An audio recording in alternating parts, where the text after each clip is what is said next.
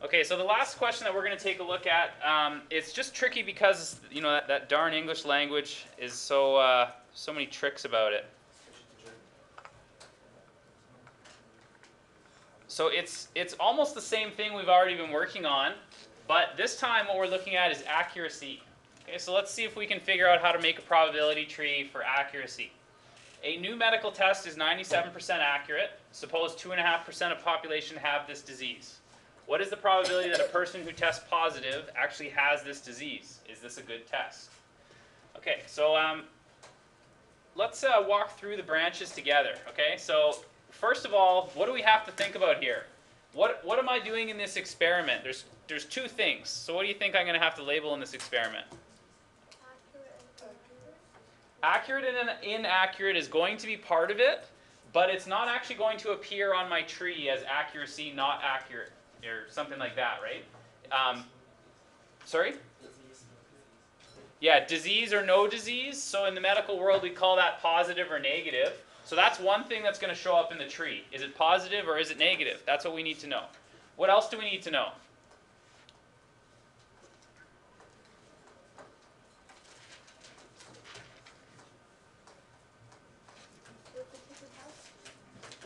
We're gonna assume they've taken the test, right? They're included in our data, but we need to know something about that person.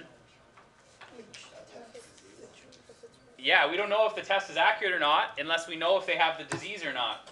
So part of it says here that a person who tests positive actually has the disease. That's the other part we need to know. So when we build this part of the tree up, we're going to have, let's just say these are the people who have the disease, so it's 0 to 5%. Not having the disease would be 97.5%. Okay? Now that I know if the person has the disease or not, now I can talk about accuracy or not accurate, or inaccuracy, or however you want to word it. So if you have the disease, what is accurate for you? Positive is accurate. Okay, so that means testing positive, you have a 0.97% chance. Okay? Inaccurate for you says you test negative because having the disease, testing negative, that's not accurate. So there's only a 3% chance that will happen. Okay, what about 0.975? Okay, well let's just see here. What's accuracy for them? Yeah, negative. So whatever branch you label as negative, it's now going to be 0.97. The probability is going to be 97% chance they test negative. And there's only a 3% chance they test positive. Okay, so the wording of the question is a bit intriguing. What is the probability a person who tests positive actually has the disease? So can anybody work out? Let's label 1, 2, 3, 4. Can you tell me about those 4 branches?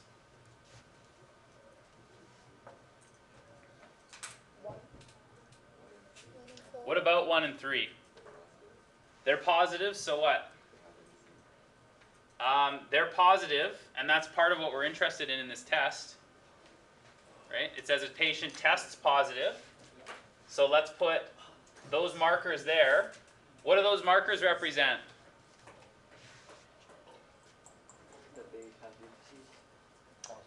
That they tested positive, but for us, this is the sample space.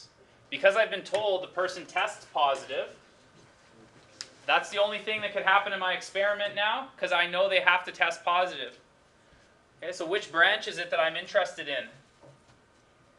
If a person, what is the probability that a person who tests positive has the disease?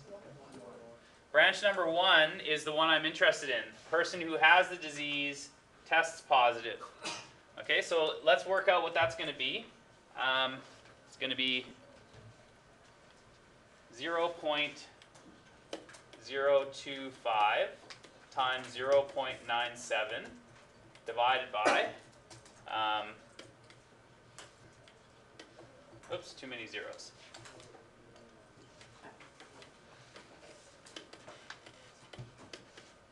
The 2 branches for testing positive.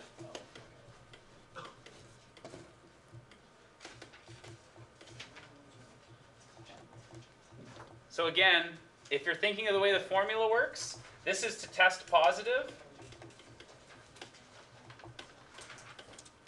This is if you test positive and have the disease.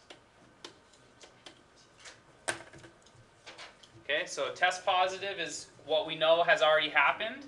What's the probability you have the disease after you've tested positive? Okay, so let's put it in the calculator. We'll figure this out. Is this actually a reasonable medical test?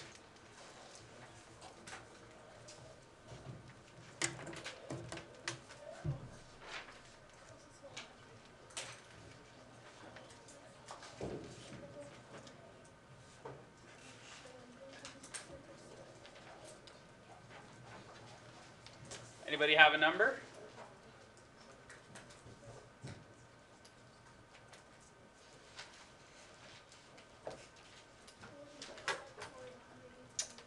Yeah, that's what I got too. 45.33%.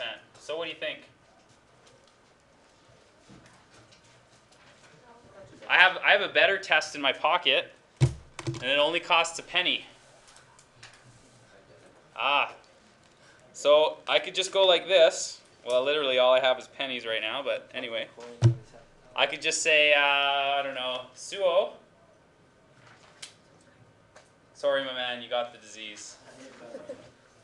Okay, flipping a coin has a higher probability of being right than this test does.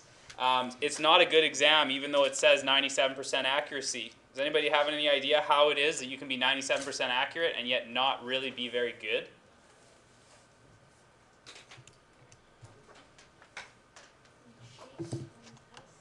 You cheated on the test? Why? Yeah, I don't think you'd want to cheat on a test to say you had a disease. I don't think that's... maybe you do. Maybe there's some medical benefit involved. Well, what you have to look at here is there's not very much of the population that has it. So 2.5% of people will test positive 97% of the time. Okay, now compare that to 97.5% of people who will test positive 3% of time. It's almost even, right? It's because there's such a small amount of population who has it, you know, that's why this probability is not very good. That exam, in this situation, it would need to be more like this before it would actually be sold up to the public as a real medical test, right? It'd have to be very accurate before they'd be willing to put their reputation behind it. Yes? If you say that people don't have the disease, right, how can they still be tested positive? Well, usually when they come up with a simple exam, they use just like chemical markers. For example, I believe if you eat poppy seeds, like if you have like a poppy seed bagel and you go and take a drug test, I believe you can actually fail for heroin because opium is where they get poppies from, or opium comes from poppies, and the poppy seeds in your bagels have enough of a trace that because it's in your system right at that time, the test will think you've recently used an opiate drug. So I don't know if that's just a Seinfeld legend or if it actually happens, but I believe that you're not supposed to eat that kind of stuff in your drug tests. So it could just be that the chemical markers are off that they're using, right?